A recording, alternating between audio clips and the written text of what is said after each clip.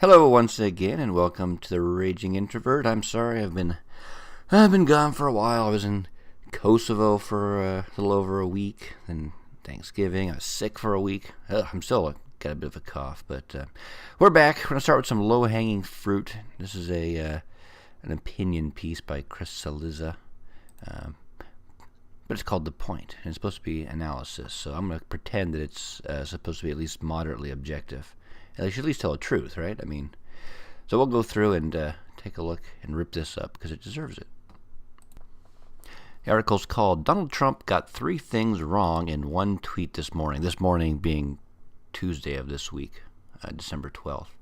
Let's go down and take a look. So Trump's tweet apparently said, quote, "Despite thousands of hours wasted and many millions of dollars spent, the Democrats have been unable to show any collusion with Russia. So now they are moving on to the false accusations and fabricated stories of women who I don't know and or have never met."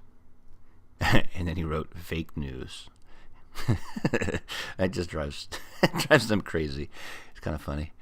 So they break it down to 3 points. They have 3 things they're going to take out of this tweet and prove that are incorrect or false, really. And so the first one here is Trump saying that the Democrats have spent millions of dollars and wasted thousands of hours on the investigation. And they point out, and a bit convoluted, but the special counsel, Robert Mueller, was a former Republican-appointed FBI director and was appointed by, and it's kind of funny, appointed by the Deputy Attorney General Rod Rosenstein, who works under Attorney General Jeff Sessions, who is a longtime Republican. Now, this is all true, and in fact, Sessions, as it mentions here, was nominated for the position by Trump. It's funny, they mention Sessions as a Republican. They don't mention anything about Rosenstein's background. And they also don't mention that Jeff Sessions, who theoretically, not theoretically, does oversee Rod Rosenstein, recused himself from having anything to do with the Russia collusion investigation. So that's why he didn't appoint anyone for this special counsel. It was passed down to Rosenstein. And because he recused himself, I don't know how he would feel about firing or relieving Rosenstein or Mueller. You would think he would stay out of it completely. So that's not mentioned in here at all about the recusal of the Attorney General who should be in charge of the investigation overall. I think it's kind of an important point that should be included. We could go in depth a little bit about the actual investigators and them as well. We look at one of these articles I've got. You'll see that it's kind of funny even here in PolitiFact, which is garbage, but they twist things a bit too, looking into the complaints or the allegations that the team is biased. They found 6 of the 15 lawyers have not made campaign contributions to any political campaigns at the federal level. That's the lawyers on the investigative team. Okay, 6 of 15. Among the lawyers who did make contributions, a total of 62,000 went to Democrats and 2,750 to Republicans. Now, it's odd that the first point is a number of lawyers, how many people, and the second one is the total amount of money. Why? I'm assuming with that amount, it may just be one Republican, and, well, there's 9 remaining attorneys, so maybe 8. It's just unusual that, and I think if I were biased and I had these 2 figures, a dollar amount or a number amount, 8 donated to Democrats, 1 to Republicans, I might throw the money on there because it looks, I don't want to say it doesn't look as bad as only having 1 Republican. And down here, it talks about Clinton specifically. 3 lawyers gave to her 2016 presidential campaign, and 3 gave a total of $18,000 to either her 2016 or 2008. See why? Again, they have numbers now. Again, kind of numbers, but only for one specific election. And then it's weird that they combine 3 gave a total of 18,000 to either of these two. Do these 3 for the 2016 campaign also count as these 3 up here who gave to the 2016 campaign? It's sloppy and confusing and meant to mislead. There's probably something they're trying to hide. Just not the point of this video, so I'm not going to dig into it too deep. But just as you read and you see those kind of weird contradictions, again, your spidey sense should be tingling that something is wrong, and there's a reason they're not making it clear, or they keep changing the way the metric they're using to measure something. I'd also point out that even though a lot of these people, Mueller is supposedly a Republican, Rosenstein, I don't know how he pronounces it, supposedly Republican. There's plenty of Republicans, Mitt Romney, and these guys grew up into the Bushes, that hate Trump. They're never Trumpers and would be quite willing to do it, whatever they could, to take him down. But I don't have a problem with saying overall this first point is, for the most part, correct. However, you'll notice in this paragraph, as a explain their debunking and how Trump is wrong, they don't mention anything about millions of dollars in wasted hours. Even as part of their point, they don't mention it. That's because millions of dollars have been spent and thousands of hours have been spent attempting to prove the collusion, and really nothing has come of it. So that part, it being wasted, you could say is true. Which kind of leads to the second point down here. Trump says no collusion with Russia has been shown. Trump has repeatedly insisted there is no collusion, which might well be true, but it isn't clear right now. It's more like unproven. So, wouldn't that this summarization by Trump be correct? No collusion's been shown.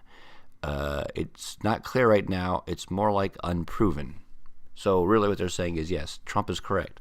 See, they're so desperate, they want to get 3 points, and they have to throw some bullcrap out here just so they can say 3 points, because they can't get 3 actual points they're wrong in his tweet. So they're just going to make some shit up.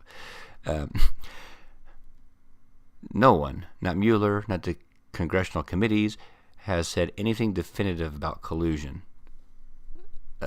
Mueller hasn't spoken publicly about the investigation at all. So Trump says no collusion has been shown. Cillizza here says no collusion has been shown, but it's been hinted at quite a lot, and it's not clear. So really what they're saying is Trump was right, and they just wanted to have 3 points, so they threw one in. And this third one, again, I'll give it to them as well. For the most part, Trump said he doesn't know and has never met. Really, his tweet up here, if we look at it, says, stories of women I don't know and or have never met, which is important, and or, as opposed to just and has never met. Because what I would assume Trump would say is that some of these people, like in 2005, this lady went and did a story for People magazine. He interviewed both of the Trumps. So he met her, but I could see him saying, I don't know her. One of 2 ways. He could say, I don't know her very well. Yeah, she came and talked to me. Or realistically, Trump does so many interviews, and this was 17 years ago. If he's only had one interview with this person and never met her again, and someone said, hey, Natasha Stoyanov says you sexually assaulted her during an interview, he might very well say, who are you talking about? I don't know who that is. And you could say, well, you do. Look, you met her clearly. Yeah, I'm not gonna. If someone asks me a question, do I have to go back through my entire history and see if I've ever crossed paths with this person? This one up here with The Apprentice, okay. I would assume if this person on The Apprentice show with Trump, he must have met her and know her at least kind of well, interacted and spoken with her several times. So again, I'll give Chris a point here for having this correct. Again, not 100%. There you can pull out. He's picked out 3, I believe. No, it looks like just 2. So again, I think the Natasha one is easily dismissed unless you dig more and you show that they've had multiple encounters. If you only met this person once, 11 years ago, 12 years ago, I could see very easily him saying, I don't know her. Okay, maybe I cross paths with one and talk with her, but I don't really know her. This one, out of all the accusers, I'll give Chris that she meets the threshold of met and or no. Even says, I vaguely remember, which is fun. The bigger point is they stretch things as much as possible to get their 3 points here. And they stretch it to the point where it's not even believable on one of these points, just so they can have 3, just so they can chuck out some pointless article. And they can say fake news and point at Trump. I know, it was a little brief, but again, I gotta work myself back into it here. And the more I read Chris Cillizza's stuff, it's just these little nuggets of crap, and it's easy to kind of warm up and move yourself into and just see how misleading statements are utilized, how selective use of facts are used to try not to say anything false, although in this case he did, but still leave the reader with an overall impression in one direction when he could very easily have gone another direction with these same facts and been either straight down the middle, or he could have been very defensive of Trump. He could have skewed things up here quite a bit to make it look like, well, let's take a look. Instead of talking about the people appointed to see over it, he could talk about the members of the team who we have here. And just this month, we've had Peter Strzok.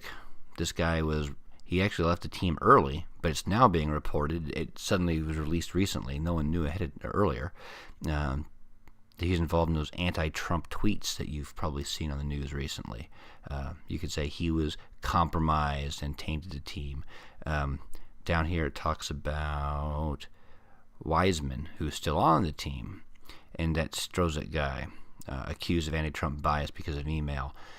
You could talk about the donations like they did in the other article that some of these people do. Look at maybe they haven't donated money, but look at their history, look at their background. You could say, look, and there are articles out there saying that this is a Democrat dream team of hard-hitting, hard leftist Democrats that are out to get Trump. They're not looking for justice. They're looking for vengeance and looking to try to take the president down. You could say, they mentioned just briefly here, Democrats have, without question, pushed the idea that the available evidence suggests collusion occurred, but Democrats don't control the Justice Department or the House and Senate. Well, Democrats are the ones who are pushing for this investigation the most, and they're the ones who are saying that collusion occurred and we need to find it.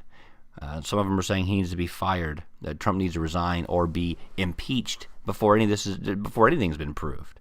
If the Democrats said, yeah, there's nothing there, Mueller needs to file charges or close the investigation down, this investigation would close. The only reason this investigation is continuing is because it's a cudgel the Democrats can use.